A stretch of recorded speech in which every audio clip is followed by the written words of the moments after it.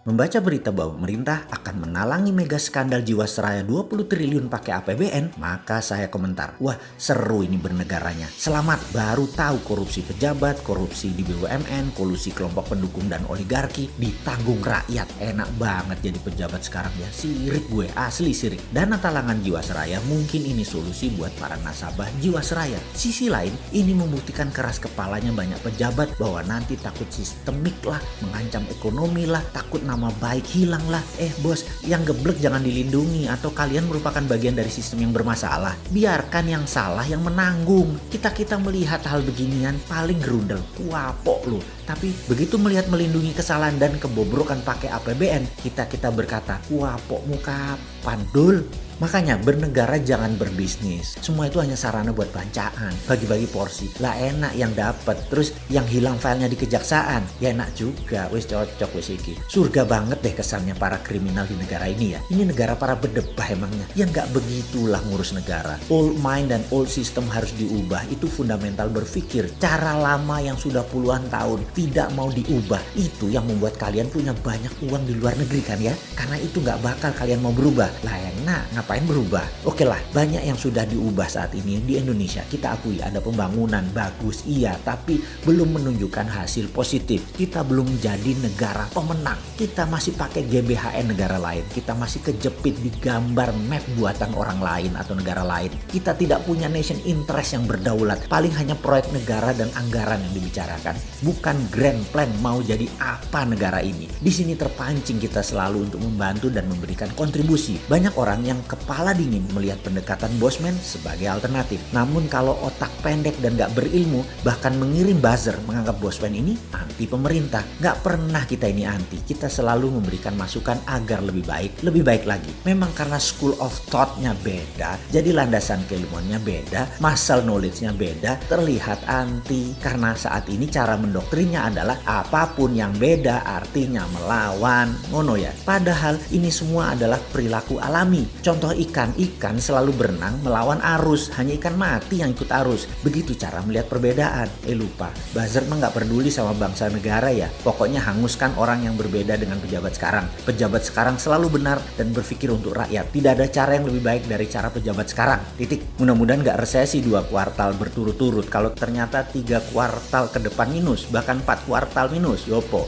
Gampang. Bangun narasi. Narasi pejabat tidak pernah salah. Yang salah orang yang beda pendapat. Aman kalau begitu. Sudah punya narasi-narasi doktrin ya. Para buzzer kan ada mastermind-nya. Ya alhamdulillah aman kalau kayak gitu. Silahkan. Kalau udah punya narasinya lanjutkan. Selamat kalian aman di atas sana. Aman. Kebetulan rakyat sekarang memang cuma butuh narasi kok. Silahkan lanjutkan bos. Kalau kita bagaimana? Ya kalau kita mah terus membangun karsa dan mengingatkan bersuara versi kita membela NKRI. Gak didengeri, syukur. Dipakai alhamdulillah. Ini semua untuk Indonesia menang. Kita kembali mengingatkan sejarah. Sejarah yang mengingatkan bahwa Nusantara ditakdirkan jadi global player sejak lahir. Sekarang sayang, kita belum melihat rencana ke depan kita sebagai global player. Masih tarkam, masih antar kampung. Globalnya masih nyender sama superpower. Sayang banget deh. Sekali lagi, sangat disayangkan pengelolaan negara, pejabat negara, dan politikus melihat negara Indonesia tanpa wawasan sejarah. Tanpa paham kekuatan geoekonomi, yaitu kekuatan geografi untuk keuntungan ekonomi. Tidak memainkan geopolitik, yaitu kekuatan geografi untuk keunggulan politik bernegara. Dan pastinya tidak punya geostrategi. Memanfaatkan kekuatan geografi untuk faktor penekan bernegara. Intinya saat ini bagaimana membagi-bagi APBN doang otaknya. Membuat peraturan yang sedikit menguntungkan rakyat. Rakyat hanyalah sapi yang diperes-peres susunya tapi gak dikawin-kawin. Nikahnya pejabat itu setelah menjadi pejabat bukan dengan rakyat tapi dengan oligarki, dengan kelompoknya dan dengan politikus penguasa Senayan. Ngono ya?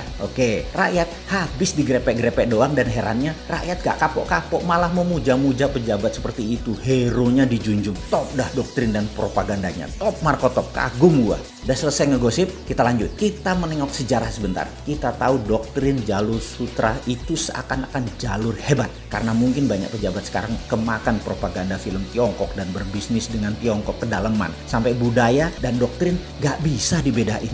Jalur sutra di abad pertengahan mendadak jalurnya sepi. Kota-kota Eropa Timur dan Asia Barat yang tadinya jalur ekonomi mati hanya kurang dari 50 tahun. 50 tahun dari apa? Dari majunya dunia maritim perkapalan di abad 14 dan 15 sehingga pada perjanjian Zaragoza dunia dibagi oleh dua raja laut. Portugis di sisi timur, Spanyol di sisi barat. Ini kayak kita sekarang Tiongkok Amerika lah kira-kira ya. Spanyol ke Amerika Utara Selatan, Portugis ke India sampai timur jauh yaitu Nusantara. Jalur sutra kalau dengan jalur maritim atau maritim line tersebut beda. Jalur maritim lebih powerful. Jalur sutra musnah tinggal debu sekarang. Jalur maritim yang melewati Indonesia bahkan tidak berubah sejak zaman awal dunia maritim tahun 1511. Awal puncak penjelajahan mencari dunia baru, mencari sumber bahan baku baru. Dulu rempah adalah isi dari jalur maritim yang kemudian hari disebut jalur rempah atau spice road.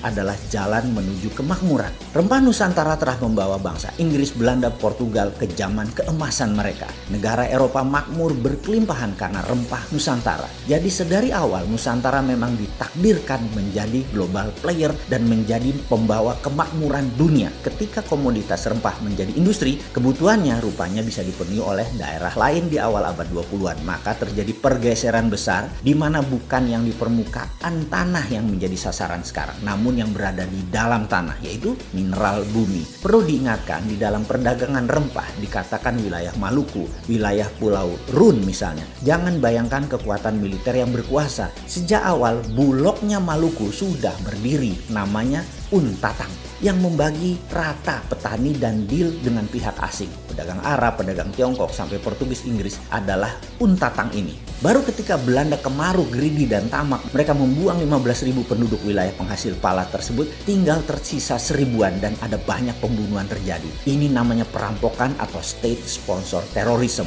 Hasilnya diambil habis-habisan sampai jatuh nilai pala tadi, namun Belanda sudah kaya raya. VOC tepatnya kaya raya. Terus bergilir, kemudian masuklah ke komoditi lain yaitu karet, teh, kopi, coklat. Kemudian bahan baku tersebut semua akhirnya dikuasai oleh VOC. Apa pelajaran yang bisa ditangkap kali ini? Ingat, pelajaran bukan okupansi militer sejak awal, tetapi okupansi ekonomi. Jadi bagi saya, bullshit bekerja sama dengan Tiongkok dan IMF itu.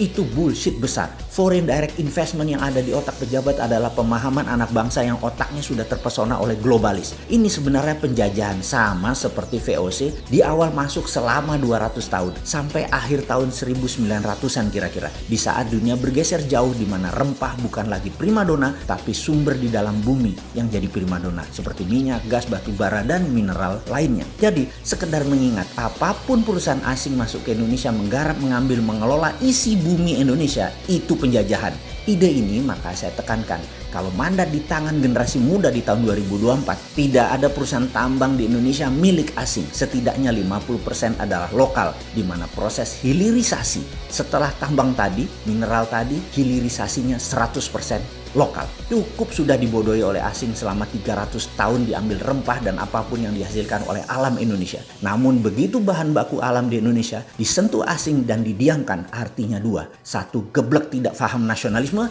Yang kedua adalah memang kaki tangan asing.